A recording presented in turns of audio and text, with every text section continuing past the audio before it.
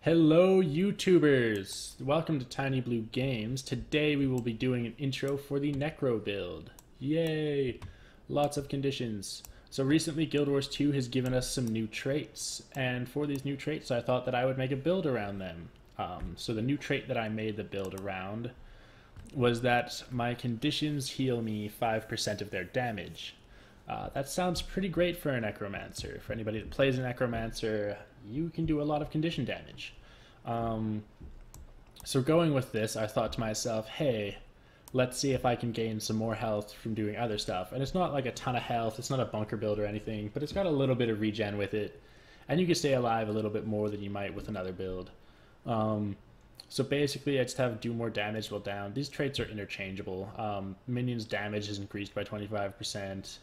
And then obviously the new trait, heal a percentage of your conditions, 20% inflicted bleed durations increased.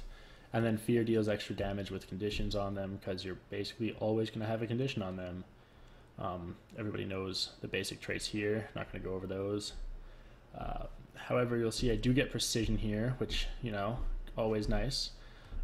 Every time I hit or critically hit, I will also be healed. Every time my health drops below 90%, I'll get regen. And every time I hit, I've already said this, I get health. And then also my minions, every time they attack, they will transfer health to me. So I have pretty much any time I hit an enemy, I'm going to get health. Anytime my minions hit an enemy, I'm going to get health. And anytime I crit, I'm getting health. Also, every time my conditions deal damage, I'm getting health. So not a ton of regen in the end, like it's all very small amounts, but you get a little bit each time. Plus you get these dandy little minions that do stuff for you, and I get to do conditions to people with this thing right here. And get rid of their boons, as I hate when people put boons on and I'm killing them as a Necro. It's just annoying. But yeah, that's just basically the Necro build. I hope you enjoy it, and you'll see it in our videos. Thank you very much, and please like and subscribe. Alright, so I'm here with Brandon. I am Seesaw, or Chris, or whatever you like to call me, and we're watching some Necro footage. Yay! This is me playing, by the way, for those of you who don't know. I don't roll a Necro, yeah. Yeah, pretty lame that way. It's pretty funny. I kind of like moved to the side here just to see something, and this guy is actually attacking my pets. This is not a strategy that works for those of you out there who might want to use it. But he's a bunker guardian. He can kill everything. Yeah. That's what he went with. And he is, yeah, he did not. I don't know what his build is, or if there's like some special bonus for killing pets, but you were unaware of. It was not there. That might be like a new guardian trait, like kill pets, get like extra health, but be devastating. He didn't even kill my pet in the end, so it was not successful, and now we have a warrior coming down here. Well, and you're about to get butt fucked by a rogue. Except, yeah, I'm taking the rogue. Well, yeah, you take it good. You take it really well. nice. But like, he came out of nowhere and just like laid into you, and you were unharmed. I'm just like, I have Death Shroud, and he's kind of backstabbing me still. And I think he gives up on backstabbing me. I think he just took AOE damage from being near me, and now he's like, maybe I can shoot him. And then he just runs away and gets just curb stomped. And then, by yeah, I'm just like, my pet has a knockdown, bitch. And that's what you see a lot with these Necromancer builds, is that pet's really good at knocking people down, is what it seems like. Very fun. Sometimes if you line it up right, you can actually get two people. Wow. Like, your pet just runs in like a line so far, and if they're like standing close, you can knock them both down. It's pretty beautiful. Yeah. This did not go well for him either. Yeah, well, yeah, but you're about to get ambushed is what I remember. Yeah, it's from up top here. So you do pretty well against crowds is what it seems like, because do your dots heal, like, if you have more people, obviously it heals you more health, right? Because the conditions are going to heal you for every But like I said in the intro to the build, it's not that strong. Yeah. I do love my heal, though, where I consume conditions. It's just great, yeah. Amazing. But yeah, this happened. Well, yeah, you went down, but you do take them all down, and then you get up. I'm pretty sure my team comes to help me after a while. But I'm not the one-man army some people are. Well, it's really hard to find a classic, or profession, I guess, in this game that can kill like more than two people at once. Like, the warrior is pretty good with a condition build. I guess, yeah. It also depends on how skilled the other player is. That's true too. If you're going against some noobs, it's or somebody who goes after your pet, you can do pretty well. maybe not get hit. You're doing a pretty ballsy entrance here into at least 2 people. I think eventually another comes. I think, yeah, another. I think right now it's 2 Necromancers against my 1. Yeah. Not feeling like the odds are in my favor. Yeah, it's a pretty ballsy entrance. You get knocked off the side here, which actually gives you some time for your teammates to, get their gear together. And yeah. Because I think, there's someone who comes around to help you right here. Yeah, there it is. I get a warrior. And then I believe an elementalist and a engineer come at the very end of this, and me and the warrior killed them all. It's pretty fun. Necromancers, if you're going to play with a friend, they always play very well with a crit person, I find, if you're a condition build, because then you can kind of have 2 very strong forms of damage, really like the only damage in this game. And you can't mediate against it very well. Exactly. So you kind of because you can either have condition removal or crit, sort of toughness, I guess. Yeah, toughness, but you can't have both. It's pretty hard to have both. A guardian can do it, but they can only sustain it for so long, or at least they can only sustain against conditions for so long. All right. So we see you take down the trebuchet as well as all the their enemy teammates, I guess. So you guys do pretty well here. It was a fairly successful outing. Well, it's good. So you're also at very low health for a long period of time here. And what kind of things do you do to stay alive? Like, I know you switch in and out of Death Shroud, but is there any other little tricks you have? Well, yeah, I switch in and out of Death Shroud. I always try and put down my fear just to get some time. The staff skills are always nice. I know my pets have a blind and an immobilize, so I can kind of keep people off me for a bit. The number 4 skill with the dagger that I'm using will also blind and transfer some conditions, which is always helpful. Just stacking bleeds is always helpful. As long as there's pressure on them, they're going to make mistakes. I also, if you see there, when I do my actual intro to the build, I think I make a mistake and say that I was using the corruption that changes boons into conditions. I'm actually using spectral armor. Okay. Because I get protection as well as more life force, which means I can enter Death Shroud more often. And Death Shroud is very fun. Very handy, especially not for those losing actual health while doing damage is very nice. Yeah.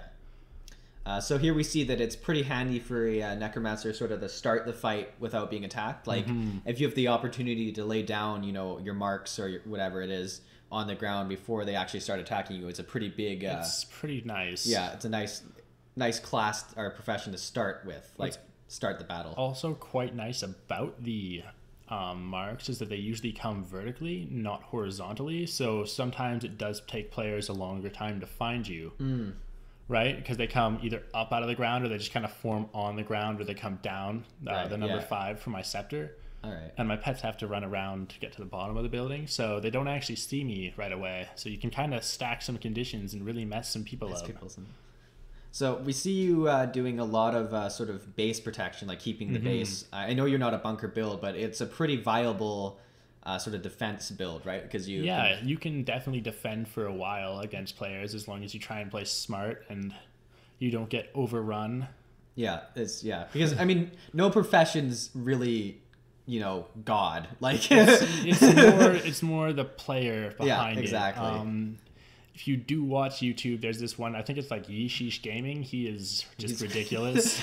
Watch some disturbing stuff. Yeah. He knows exactly how to play the professions he likes. Yes. But you take down this Guardian pretty well, even though you were already at like a little bit of health to start. Like you were at half health or something like that. Yeah.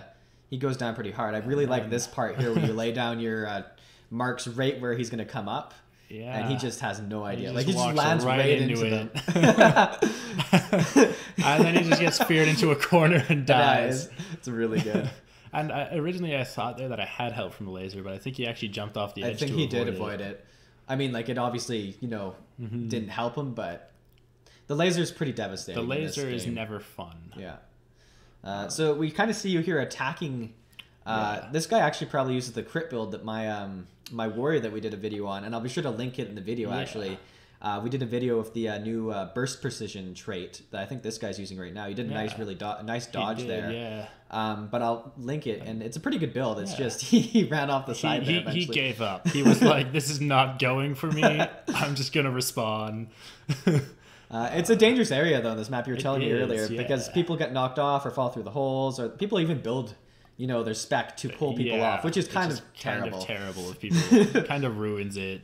I mean, it's fun to do for a while, but it's not. Are you really just going to queue into this map all day long or something? Like PvP. Well, you can change your spec. I guess. Right? They just change their utilities usually. The Thief is pretty good for it. Yeah. And the Guardian Greatsword is always good for it. Well, yeah, and then just pull people right Guardian Hammer. And just lock them in there, yeah. I lock people in, and then you can just like stand on the glass and pull them in with your chain, and then they fall. It's always fair. Always fair. I always do that to the people that use the turret because I hate them.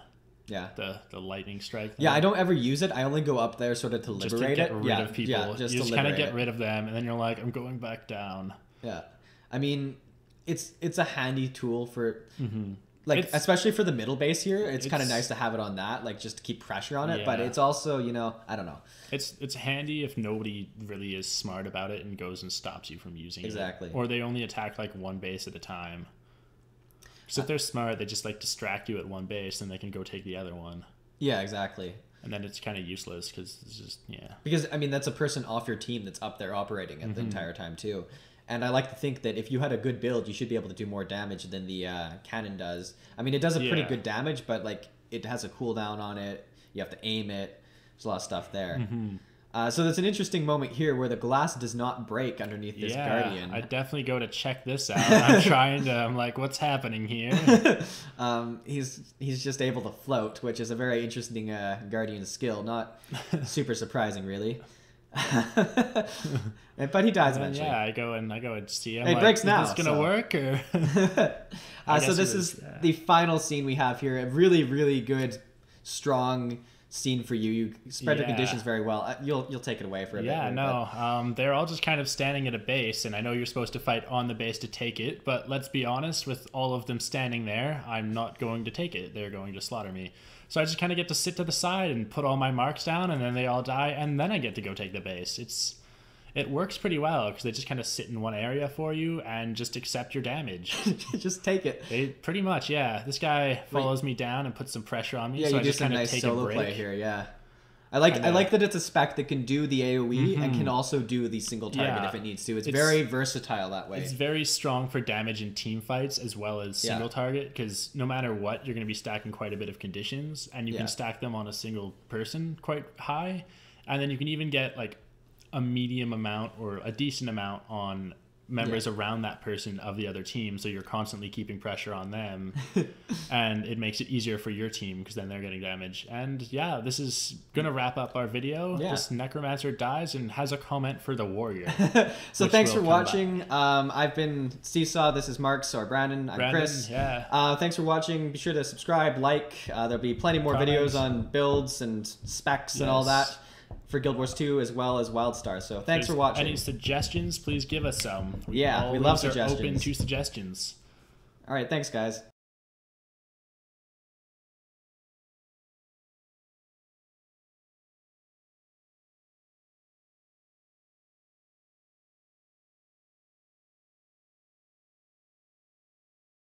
for watching. If you like this, be sure to like it. If you have a comment about it or a suggestion for a future video, please leave one. If you have friends, share it. And finally, and most importantly, subscribe. Honestly, only one of these is red. Click it.